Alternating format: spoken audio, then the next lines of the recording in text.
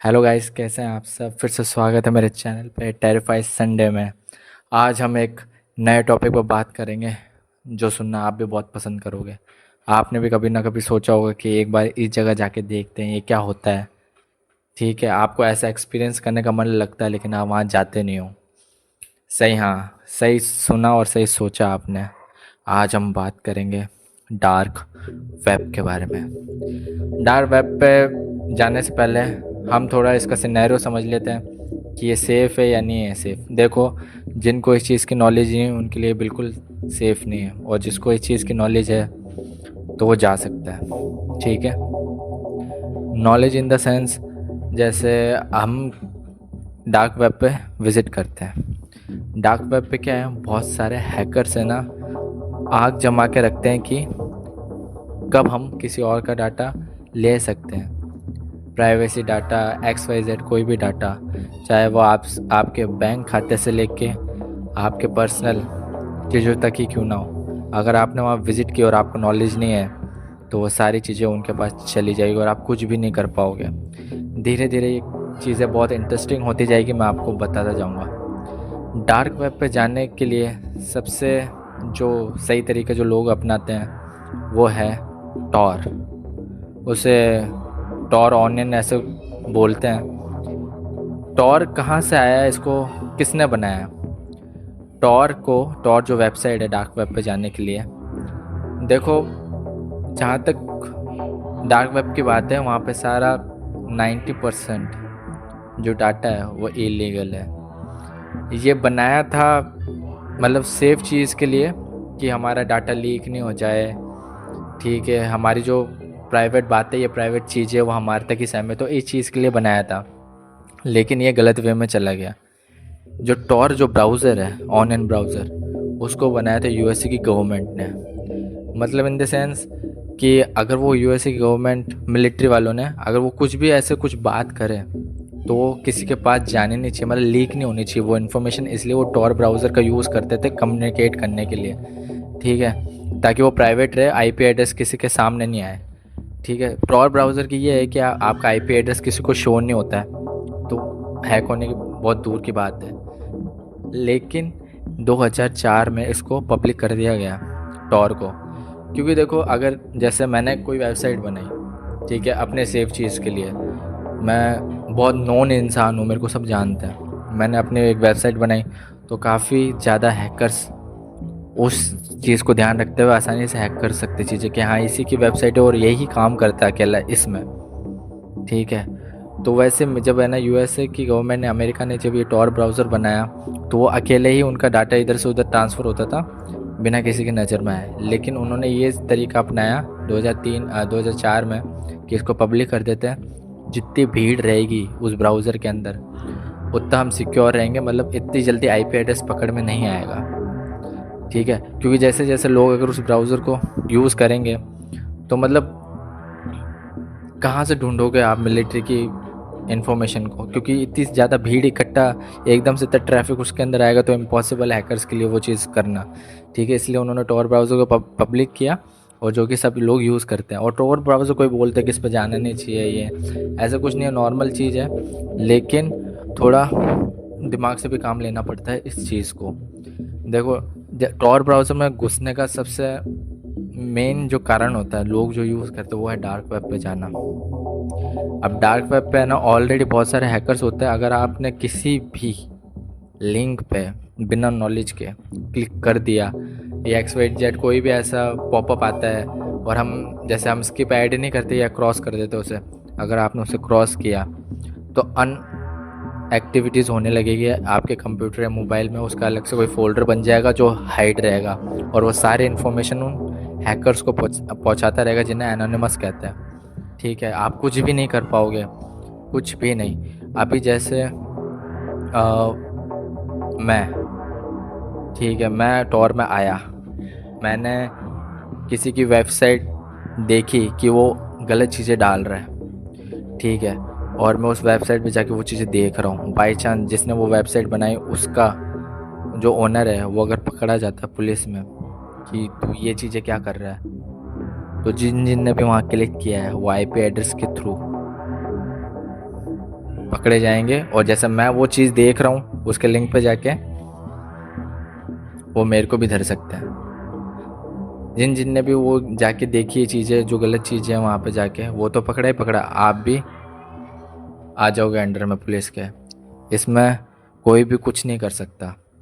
इसलिए मतलब क्योंकि हर वक्त है ना हैकर्स की नज़र नहीं रहती है इन सब चीज़ों में, गवर्नमेंट की भी रहती है कि कौन क्या कर रहा है। और जो डार्क वेब किसी ने बनाया नहीं है, वो जब से इंटरनेट आया तब से एग्जिस्ट करता है। ठीक है, अब बात यह है कि जब आप है ना मतलब वो जो लिंक, अगर आपको नॉलेज नहीं है और आपने लिंक पे क्लिक कर दिया तो हैक होने का खतरा बहुत ज़्यादा हो जाता है। तो इसलिए कभी भी ऐसे लिंक पे क्लिक नहीं करना चाहिए।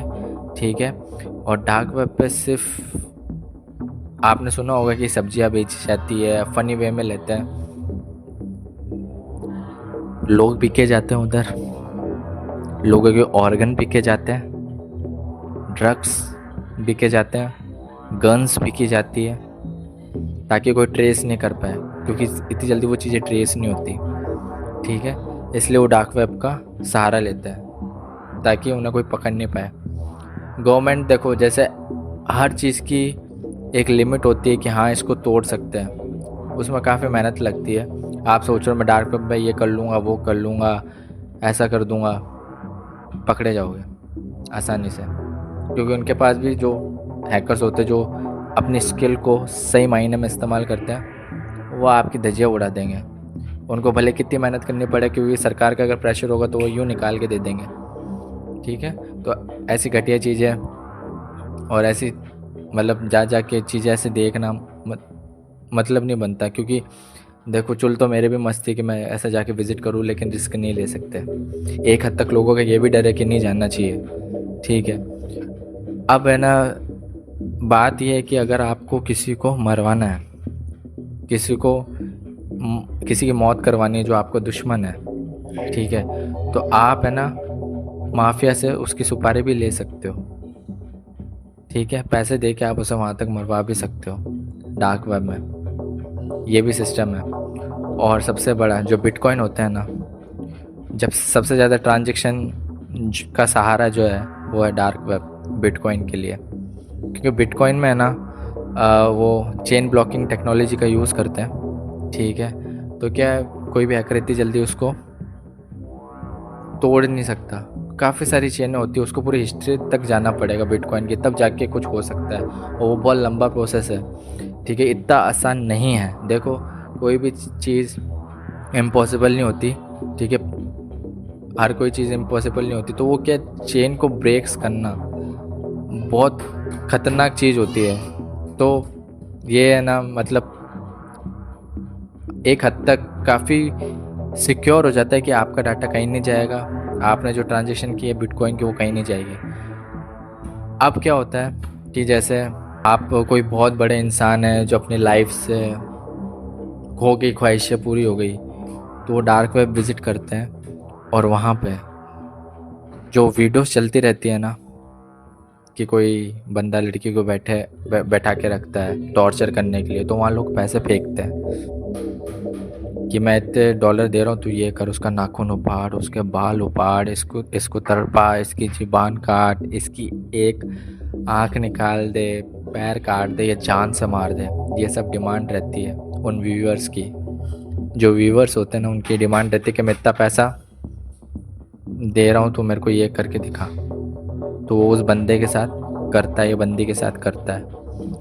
ठीक है, चाइल्ड रेप भी किए जाते उधर, बहुत घटिया चीज़ें हैं। ये सब चीज़ें डार्क वेब पे की जाती है, और ये सब होती है रेड रूम में। आप जैसे टॉक जो ब्राउज़र है, टॉक बोल रहा हूँ, टॉर जो ब्राउज़र है, उसके अंदर आप है ना डायरेक्ट रेड रूम में घुस नहीं सकते। सबसे पहली बात, आप वहाँ रेड रूम में डायरेक्ट घुस नहीं सकते। आपको एक लिंक आएगा, ठीक है, जब तक इनविटेशन आएगा, इनवाइट आएगा, फिर आपको वहाँ पे जाने के लिए बिटकॉइन देने पड़ेंगे, फिर जाके आप उस रेड रूम में जा सकते हो। ऐसे डोर खोल के नहीं जा सकते, बिना इनवाइट के तो बिल्कुल नहीं जा सकते। तो ये चीज़ें दोस्तों जो नहीं जाना चाहिए ऐसी चीज़ों में। नॉलेज नहीं हो तो बिल्कुल नहीं जाना चाहिए। और जितने भी टेररिस्ट वगैरह ये सब जो होते हैं वो भी बातचीत करने के लिए डार्क वेब का ही सहारा लेते हैं।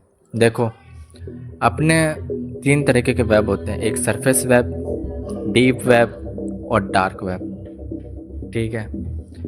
अब क्या होता है, सरफेस वेब पे वो चीज़ें होती है जैसे फेसबुक, व्हाट्सअप, नॉर्मल हम चीज़ें यूज़ करते हैं, और वो जो बहुत आसानी से हैक भी हो जाती है। ठीक है, कि हमारा ये चीज़ हैक हो गई, यूट्यूब हैक हो गया, ये सब चीज़ें सरफेस वेब पे आती है। डीप वेब पे जाते हैं, वहाँ हमारे जैसे ये बैंक्स वगैरह हो गई, ये सारी डिटेलें डीप वेब पे होती है। मेडिकल रिकॉर्ड्स हो गए, ठीक है, ऐसे जो बैंकिंग से रिलेटेड हॉस्पिटल जो डाटा होता है ना, वो सारा डीप वेब पे होता है। जो कहीं लीक ना हो जाए या फिर सिक्योर रहे, वो डीप वेब पे होता है। फिर उसके नीचे आते हैं डार्क वेब पे, जहाँ पे सारी ऐसी हरकतें होती है जो आप सोच भी नहीं सकते, और आप कहीं ना कहीं इस चीज़ के आदी भी हो जाते हो। क्योंकि जब आप पहली बार इन सब चीज़ों में घुसते हो ना, तो जब वो आप नज़ारा देखते हो ना, तो वो दिमाग हिला देने वाला होता है। फिर आपको क्या है, सोचते कि अब क्या दिखाएगा, अब क्या दिखाएगा। फिर ऐसे ऐसे करते करते आप वहाँ डार्क वेब पे जाना शुरू करते हो। उसके बाद वो सारी चीज़ें बेकार होनी शुरू हो जाती है। ठीक है, मतलब आप सोचते हो कि नहीं कुछ नहीं होगा, देखते जाते कहीं ना कहीं फिर आप ऐसी गलती कर बैठते हो कि आपको उसका हर्जाना चुकाना पड़ता है, भले आपकी गलती हो या नहीं हो। इसमें खतरा तो है, बिल्कुल खतरा है। मैं अब आप सोचोगे, पहले तो बोल रहा था कि जा सकते हैं, अब बोल रहे खतरा है। देखो, फिर मैं यही बात रिपीट करूँ, जिसको नॉलेज है, जो इन सब चीज़ों में माहिर है, वो जा सकता है। हम जैसे बिल्कुल नहीं जा सकते, और ना जाना चाहिए। आम इंसान को तो बिल्कुल भी नहीं जाना चाहिए गाइस। ठीक है, लड़कियों की सप्लाई, जो लड़कियां पकड़ के लाते हैं, सप्लाई करना, खरीदना, जितने भी गंदे काम हो सकते हैं वो डार्क वेब पे होते हैं। सो यही थी मेरी आज की वीडियो। आपको कैसी लगी आप बताइए, कमेंट कीजिए, सब्सक्राइब कीजिए प्लीज़, और लाइक कीजिए। और अगर डार्क वेब से रिलेटेड और वीडियोस चाहिए तो बताना। Thank you.